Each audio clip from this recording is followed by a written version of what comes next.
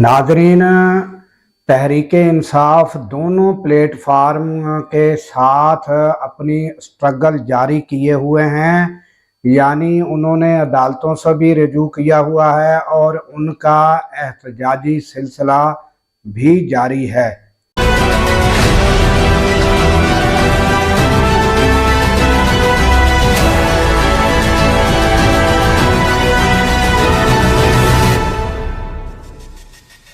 अस्सलाम वालेकुम नाज़रीन, मैं हूँ अब्दुल गफ़ार।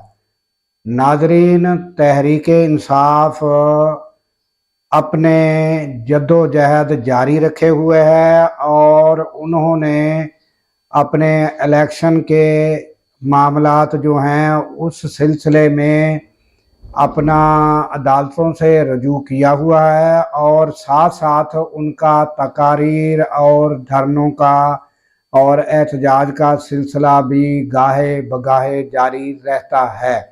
उसी सिलसिले में इलामा राजा नासिर अब्बास जो हैं उन्होंने जो तकरीर की है वो इंतहाई पुरजोश और इंतहाई जो है वो उसमें शदीद गुस्से में नज़र आए और उन्होंने शदीद जज्बाती तकरीर की है, वो भी आप सुने। इस काबिल नहीं हो कि खान साहब को जिंदान में रख सको। एक दिन जरूर आने वाले और जल्द आएगा कि पाकिस्तान के अवाम उठेंगे, जेल के दरवाजे तोड़ेंगे और खान साहब को मार लाएंगे इंशाअल्लाह। अगर अवाम साथ ना दे तो तख्त पर फिरौन बैठता है और मूसा को जलावतनी इख्तियार करनी पड़ती है। अगर अवाम साथ ना दे तख्त पर नमरूद बैठता है और इब्राहिम को आग में फेंका जाता है। अगर अवाम साथ ना दे तख्त पर यजीद बैठता है और इमाम हुसैन का सर नोके निज़ा पे बुलंद होता है। खान साहब की एक मजलूमियत यह है कि उस बुलंद कद-ओ-क़ामत के मालिक शख्सियत का मुकाबला इंतहाई बौने, छोटे, घटिया, हकीर और पस्त लोगों से है, जिनके अंदर किसी शरफ की निशानी नहीं मिलती जरा बराबर भी। बहुत छोटे, जो घरों में घुसते हैं, जो औरतों को मारते हैं, औरतों पर जुल्म करते हैं, जो किसी इंसानी वैल्यू के कायल नहीं है। ये ना इस्लाम इजाजत देता है इस काम की, ना मशर की तहजीब इजाजत देती है, ना इंसानी कदर वैल्यू इजाजत देती है उन चीजों की जो ये कर रहे हैं हमारे मुल्क के साथ। आप देख लें कितना डर है उन्हें, कितना खौफ है उन्हें। खान साहब के साथ उन्हें गोलियां मारी इन्होंने, डर जाएगा, वो नहीं डरा।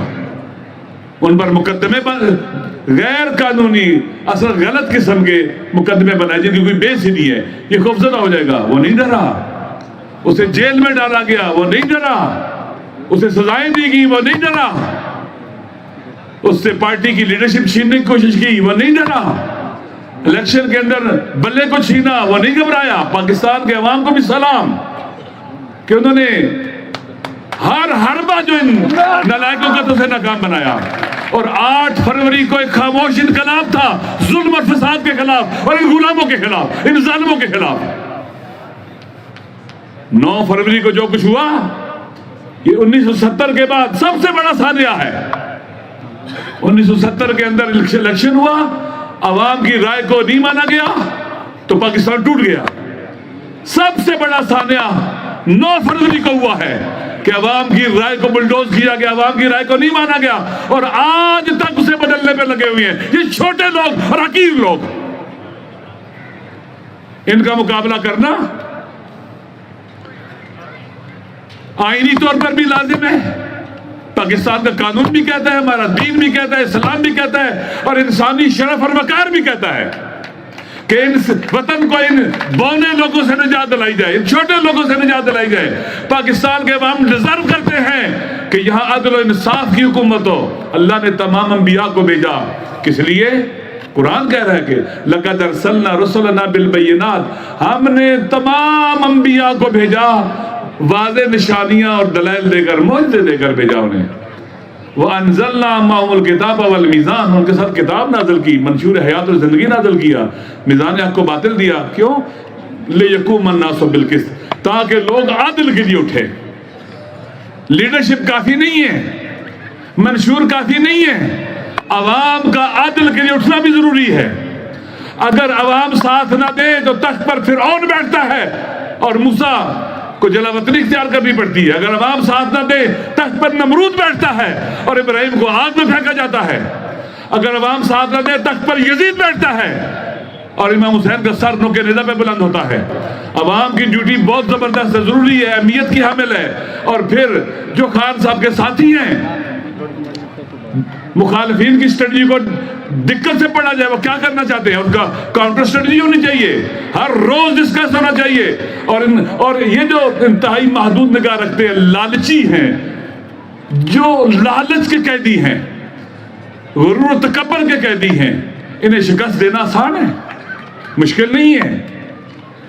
جو چھوٹے اور حقیر لوگ ہیں، عقل کے اندھے ہیں، یہ ناک تک دیکھنے والے ہیں، یہ دور تک نہیں دیکھ سکتے. لہذا ضروری ہے کہ بیٹھا جائے، پلاننگ کی جائے اور ان کے منصوبوں کو ناکام بنایا جائے. خان صاحب یہ ظالم جان لیں کہ انشاءاللہ تم اس قابل نہیں ہو کہ خان صاحب کو زندان میں رکھ سکو. ایک دن ضرور آنے والا ہے اور جلد آئے گا کہ پاکستان کے عوام اٹھیں گے، جیل کے دروازے توڑیں گے اور خان صاحب کو مار لیں گے انشاءاللہ. تو ناظرین، آپ نے علامہ راجہ ناصر عباس کی تقریر سنی، وہ انتہائی غصے اور جذبات میں تھے.